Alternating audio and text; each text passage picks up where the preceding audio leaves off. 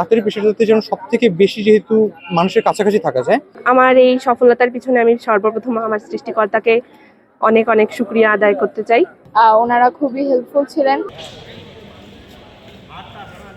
আমার এই সফলতার পিছনে আমি সর্বপ্রথম আমার সৃষ্টিকর্তাকে অনেক অনেক শুকরিয়া আদায় করতে চাই।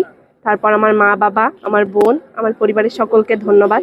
আমার শিক্ষক, কলেজের শিক্ষকগণ, তারা অনেক যত্নের সাথে আমাদেরকে পড়ালেখা করান, আমাদের সবসময় সাপোর্ট দেন। আমরা কখনো ভেঙে পড়লে সবসময় চেষ্টা করে যে কিভাবে সামনের দিকে এগিয়ে যাব।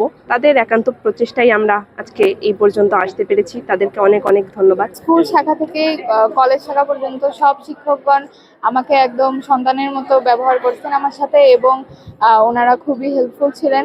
আর আমার সহপাঠীরাও আমাকে অনেক বেশি হেল্প করছে। তার পাশাপাশি আমার মা বাবা, আমার ভাইয়ের পরিশ্রম অনেক বেশি আমার সাফল্যের পিছনে ভূমিকা রাখছে।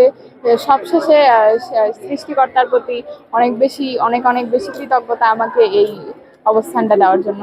ছোটবেলা থেকেই স্বপ্ন ছিল যে ডাক্তার হব, এবং আশেপাশে অনেককে অসুস্থ দেখেছি এবং অনেক করুণভাবে মৃত্যুবরণ করতে দেখেছি। তাদের এই দুর্দশা দেখে আমার খুব খারাপ লেগেছিল, এবং তখন থেকে আমার মনে ইচ্ছা যে আমি ডাক্তার হব ভবিষ্যতে ইনশাআল্লাহ। আমাদের কলেজের যদি আমি সিক্রেট বলি, এই চান্স পাওয়ার পিছনে আমার সিক্রেট যদি বলি, আমি বলবো আমার বাবা মার অবদান এবং একই সাথে পরিশ্রম, নিজের পরিশ্রম, আল্লাহ তাআলার অশেষ রহমত এবং শিক্ষকদের সহায়তা। আর আমাদের যদি এই কলেজের যদি চান্স পাওয়ার পিছনে আমাকে সিক্রেট যদি জানতে চাওয়া হয়, তাহলে আমি বলবো অবশ্যই স্টুডেন্টদের প্রতিযোগিতামূলক মনোভাব। এই প্রতিযোগিতামূলক মনোভাবের সাথে টিচারদের সহায়তা এবং বাবা মা যে পিছন থেকে যে স্টুডেন্টদের সম্পর্কে খোঁজ খবর রাখে, এটাও একটা মূল কারণ।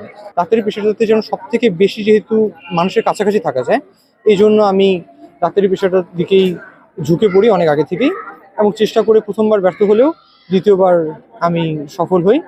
এবং আমি আমার মায়ের কথাটাকে বারবার উল্লেখ করব, কারণ আমার মা ছাড়া এই সম্পূর্ণ জার্নিটা আমার অসম্ভব ছিল, বাবাকে ছাড়াও অসম্ভব ছিল, কিন্তু মায়ের অবদানটা আসলে অনন্য। আমরা সকলেই অনেকই আনন্দিত ওর এই সাফল্যে। মানে কি বলবো আর কি, ভাষায় প্রকাশ করতে পারছি না আর কি। আমাদের অনুভূতি এতটাই মূল্যবান বা এতটাই আমরা খুশি, এটা আসলে ভাষায় প্রকাশ করা সম্ভব না।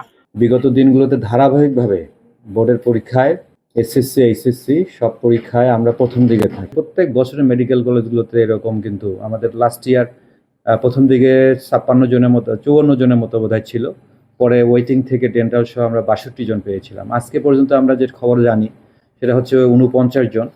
তবে আমরা আরও খবর পাচ্ছি অনেকেই একটু দূরে টুরে আসছে। হ্যাঁ, এটি সংখ্যাটা বাড়বে। যারা বিভিন্ন জায়গায় চান্স পায়, সবাই কম বেশি চান্স পায়, সবাই পায় বিভিন্ন জায়গায়। তাদেরকে আমরা ডেকে নিয়ে আসি, ডেকে নিয়ে এসে তাদেরকে আমরা সম্মানিত করি বা আমরা একটু উপহার দিই, এবং এতে হয় কি স্টুডেন্টরা মোটিভেটেড হয়, ইন্সপায়ার্ড হয়। তাদেরকে তো দিই, এবং আমরা নেক্সট যারা আসবে, ফার্স্ট ইয়ার সেকেন্ড ইয়ার যারা থাকে তাদেরকেও তাদের সামনে এদেরকে সম্মানিত করি। তাতে হয় কি, যারা ভবিষ্যতে এইরকম পরীক্ষায় ফেস করবে তারা ইন্সপায়ার্ড হয়।